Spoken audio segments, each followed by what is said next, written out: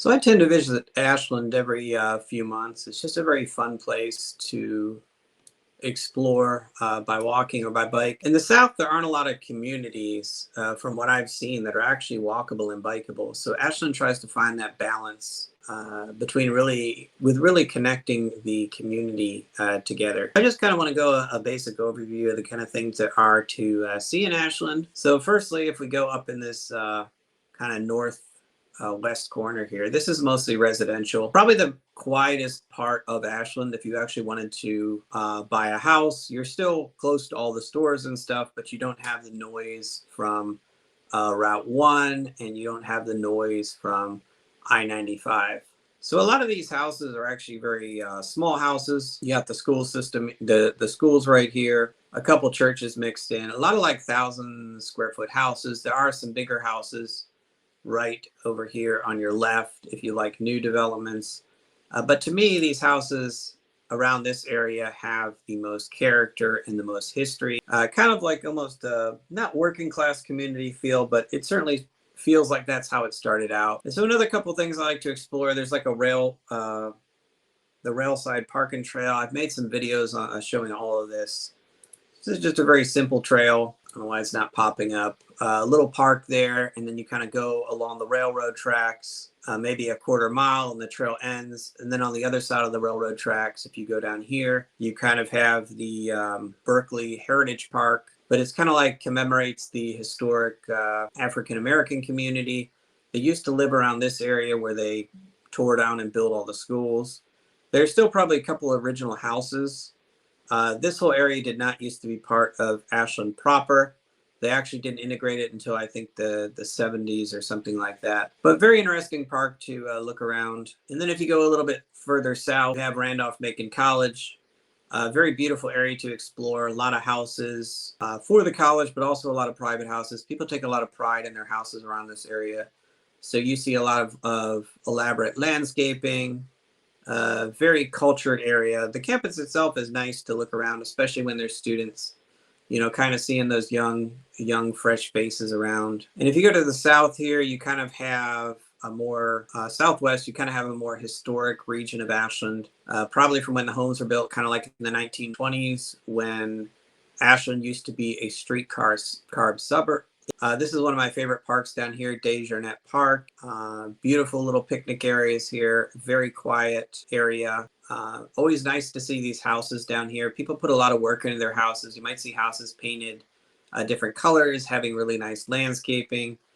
People almost put like an artistic thought into where they live in this area in Ashland. And if you go down even further, there are a bunch of kind of trails that weave through this.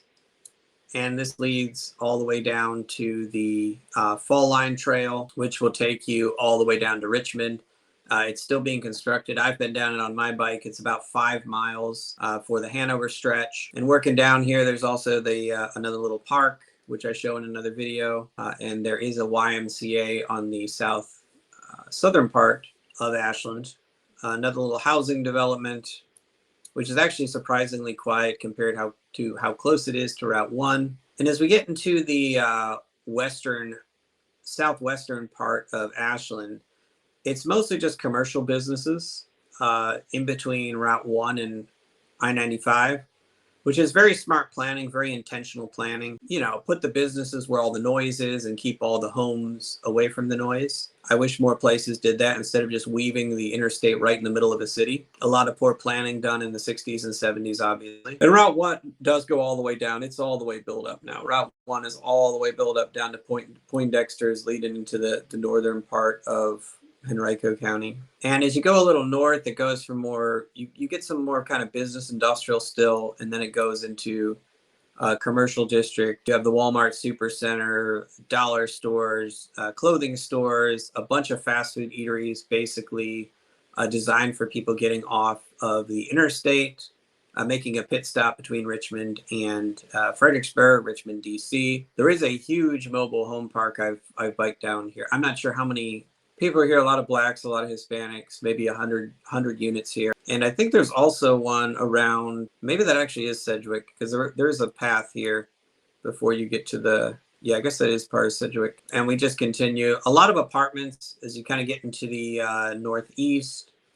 Some of them are just for people living in Ashland. Some of them are actually for students who are living in off-campus housing. And that's pretty much it on the north. There's not as much to the north of Route 1. Very noisy in this area, too. I would hate to live in between this Route 1 995 corridor. Extremely noisy, terrible noise levels just to live around. And as you go to the north, there is Ashland Skate Park, which has been around since I was a kid. Kind of just a classic traditional rolling skating rink, not open all the time, so you got to check the schedule on that one. Okay, so we're finally going to get into the downtown, which we probably should have went over first. So downtown is interesting. There's public parking right here. Public parking right here.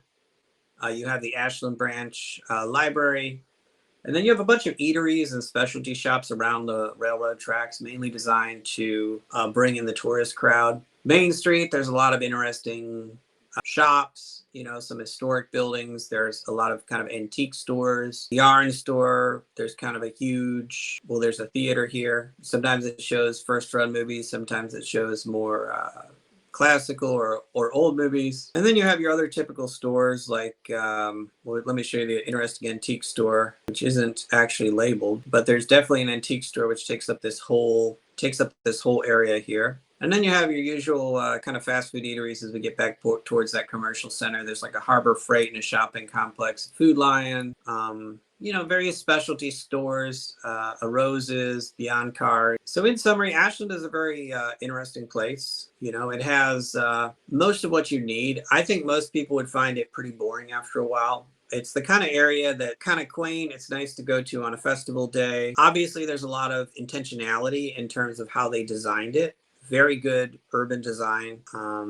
You can walk or bike pretty much anywhere you want to go, but you're also a little bit isolated. You know, like I said, originally this was a streetcar suburb, so people would take the streetcar. It was kind of a swamp, and people would take the streetcar and they try to dull it up. And they took a streetcar and you just go down to work in Richmond. I think that was back in like the 1920s when that system failed. But you know, you're still a little ways away from Richmond, you know, probably like a 20-minute drive, and you're still a good chunk away from Fredericksburg, probably like a 40-minute drive depending on traffic. You know, you are next to King's Dominion if you want to go to the entertainment park there, the theme park. So you kind of have to be really happy with a simple kind of life. One of the things that I noticed about Ashland is the residents. It seems like they are very different from the people that actually work there. Like people who live in Ashland don't necessarily work in Ashland. So I think it would be very hard to actually get to know people there if you moved there. And it is kind of a small town where when you do get to know everyone